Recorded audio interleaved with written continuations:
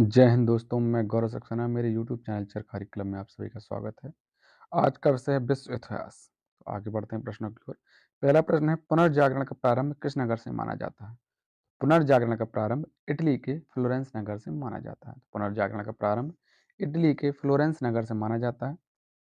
Italy के महान कवि दांते को पुनर्जागरण का अग्रदूत माना जाता है। दांते का जन्म फ्लोरेंस नगर में हुआ था। आगे बढ़ते हैं अगले प्रश्न की ओर। अगला प्रश्न है, डिवाइन कॉमेडी नामक काव्य की रचना किसने की थी? तो डिवाइन कॉमेडी काव्य की रचना दांते ने की थी। इटली की साधारण बोलचाल की भाषा टस्कन भाषा में डिवाइन कॉमेडी नामक ग्रंथ की रचना हुई थी। इस काव्य में दांते ने स्वर्ग और नर्क की काल्पनिक यात्रा का वर्णन किया है। अगला प्रश्न है, मानववाद का संस्थापक किसे माना जाता है? तो मानववाद का संस्थापक माना जाता है पेट्रोक को। पेट्रोक को मानववाद का जनक माना जाता है। दांते के बाद पुनर्जागरण की भावना को स्थान या समर्थन देने वाले दूसरे व्यक्ति थे पेट्रोक। अगला प्रश्न है, इटालियन गद्य का जनक कहानीकार कौन था? तो इटालियन गद्य के जनक कहानीकार थे बोकेसियो। इनकी प्रसिद्ध पुस्तक थी डेकामेरॉन। बढ़ते हैं अगले प्रश्न की ओर। अगला प्रश्न है, आधुनिक विश्व का प्रथम राजनीतिक चिंतक कौन था? तो आधुनिक युग का विश्व का प्रथम राजनीतिक चिंतक फ्लोरेंस निवासी मैकियावेली था। मैकियावेली की एक प्रसिद्ध पुस्तक है द प्रिंस। अगला प्रश्न है, पुनर्जागरण की भावना की पूर्ण अभिव्यक्ति इटली के 3 कलाकारों की कृतियों में मिलती है। वो कौन कौन से हैं? तो एक है लियोनार्डो दा विंची, एक है माइकल एंजेलो और राफेल। अगला प्रश्न है, लियोनार्डो दा विंची की प्रसिद्ध रचना कौन सी है? तो लियोनार्डो दा विंची की प्रसिद्ध रचना थी द लास्ट सपर और मोनालिसा। अगला प्रश्न है, माइकल एंजेलो की प्रसिद्ध रचना कौन सी है? तो माइकल एंजेलो की प्रसिद्ध रचना है the last judgment, the fall of man.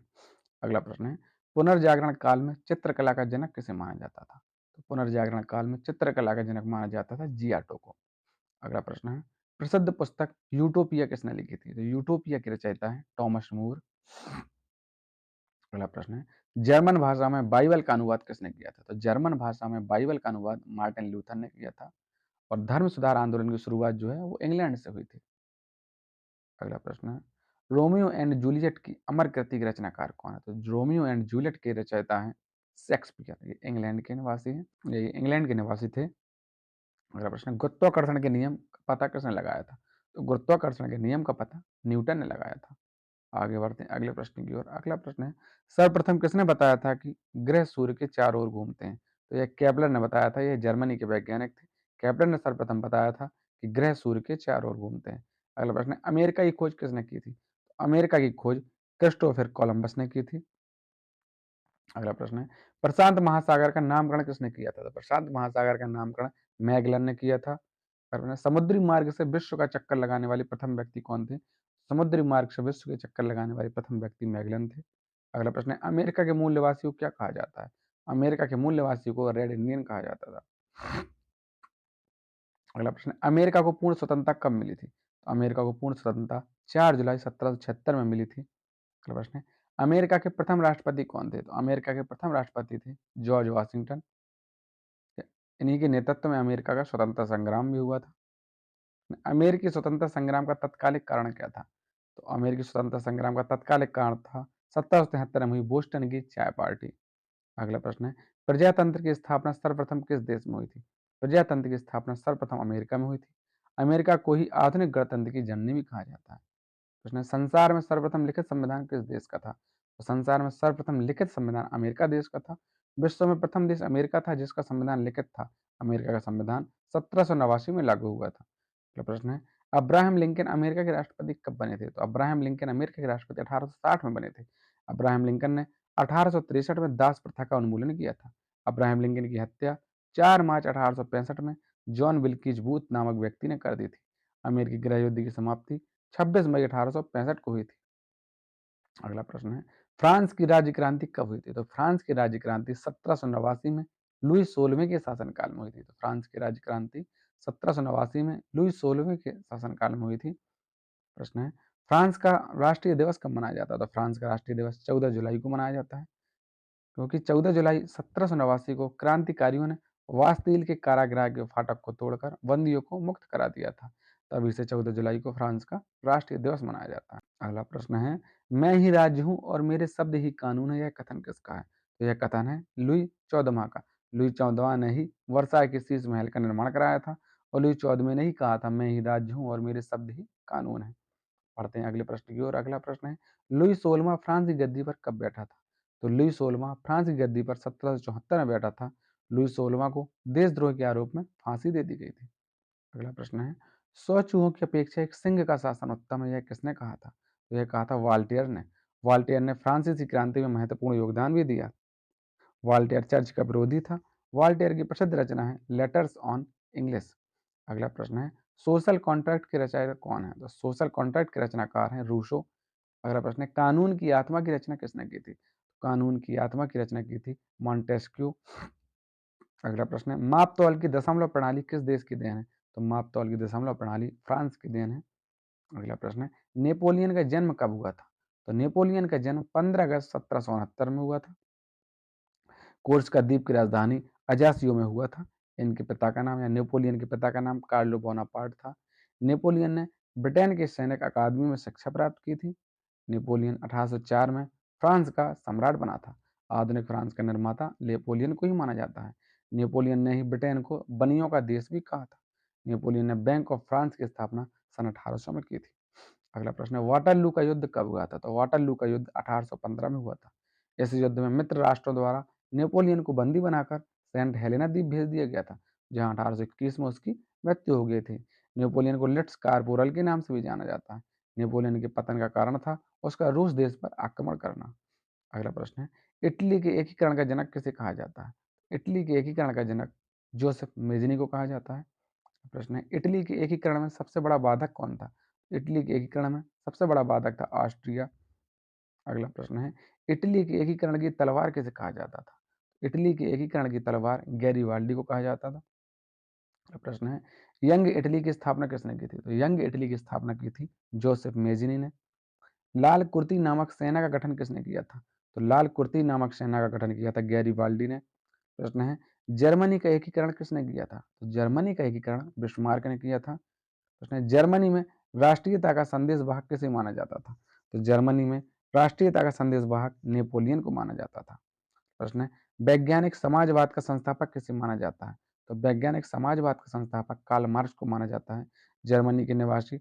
इनकी प्रथम पुस्तक दास कैपिटल व कम्युनिस्ट मैनिफेस्टो।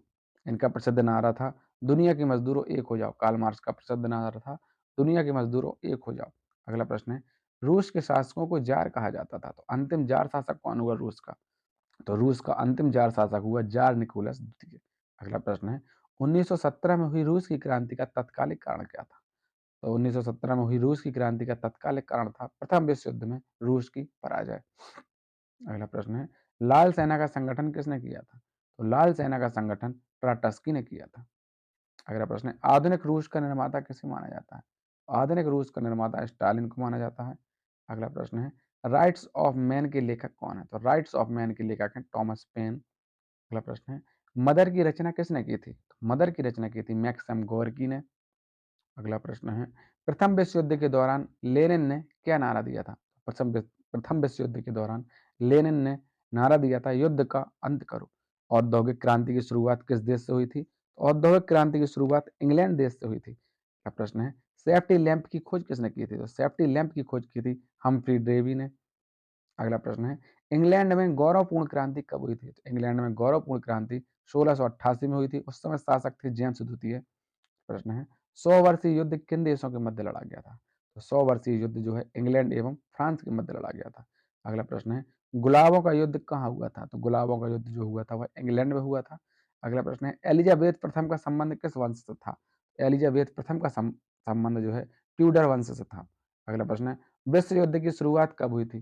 तो विश्व युद्ध की शुरुआत 28 जुलाई 1914 से हुई थी। ऑस्ट्रिया द्वारा सर्बिया पर आक्रमण किए जाने के साथ हो गई थी प्रथम विश्व युद्ध की शुरुआत। यह युद्ध 4 वर्षों तक लड़ा गया था। प्रथम विश्व युद्ध में कुल 37 देशों ने भाग लिया था। अगला प्रश्न है प्रथम विश्व युद्ध का तत्कालिक कारण क्या था?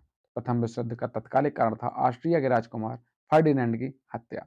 अगला प्रश्न है गुप्त संधियों की प्रणाली का जनक किसे कहा जाता है?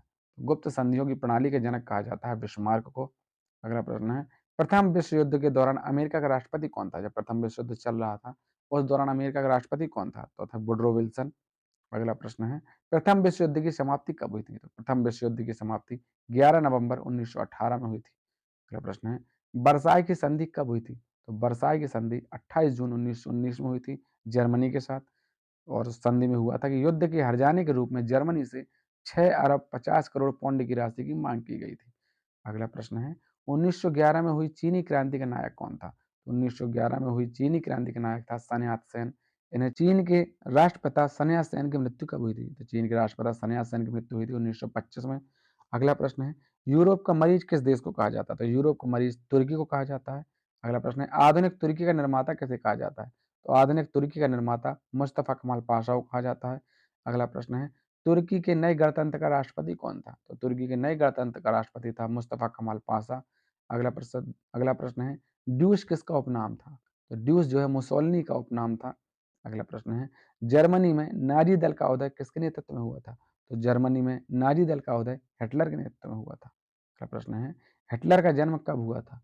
तो हिटलर का जन्म 20 अप्रैल 1889 में वॉन में हुआ था। अगला प्रश्न है, नाजी दल की स्थापना किसने की थी?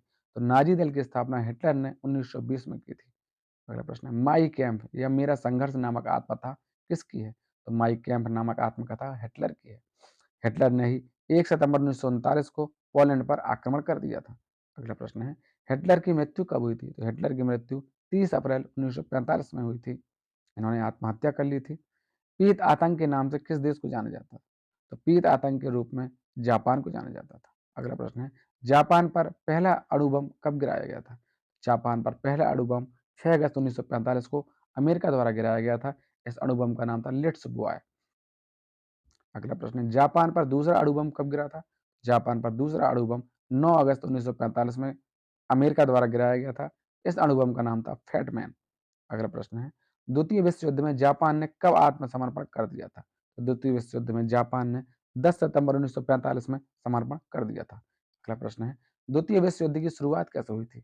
द्वितीय विश्व युद्ध की शुरुआत 1 सितंबर 1939 को जर्मनी ने पोलैंड पर आक्रमण कर दिया था। इसके 2 दिन बाद फ्रांस एवं ब्रिटेन ने जर्मनी के विरुद्ध युद्ध की घोषणा कर दी थी। इसी के साथ द्वितीय विश्व युद्ध की शुरुआत हो गई थी। द्वितीय विश्व युद्ध का समापन 2 सितंबर 1945 को हुआ था। अगला प्रश्न है, जर्मनी ने वर्साई की संधि का उल्लंघन कब किया था? जर्मनी ने वर्साई की संधि का उल्लंघन 1935 में किया था। अगला प्रश्न है, ऑपरेशन बारबोसा क्या था? तो जर्मनी द्वारा सोवियत संघ रूस पर आक्रमण करने की योजना ऑपरेशन बारबोसा थी। अगला प्रश्न है, द्वितीय विश्व युद्ध के समय ब्रिटेन के प्रधानमंत्री कौन थे? तो द्वितीय विश्व युद्ध के समय ब्रिटेन के प्रधानमंत्री थे विंस्टन चर्चिल। वर्साई की संधि को और किस नाम से जाना जाता है? वर्साई की संधि को हम आरोपित संधि के नाम से भी जानते हैं। अगला प्रश्न है, अंतर्राष्ट्रीय क्षेत्र में द्वितीय विश्व युद्ध की देन क्या है? तो अंतर्राष्ट्रीय क्षेत्र में द्वितीय विश्व युद्ध की देन है संयुक्त राष्ट्र संघ, जिसकी स्थापना 1945 में हुई थी।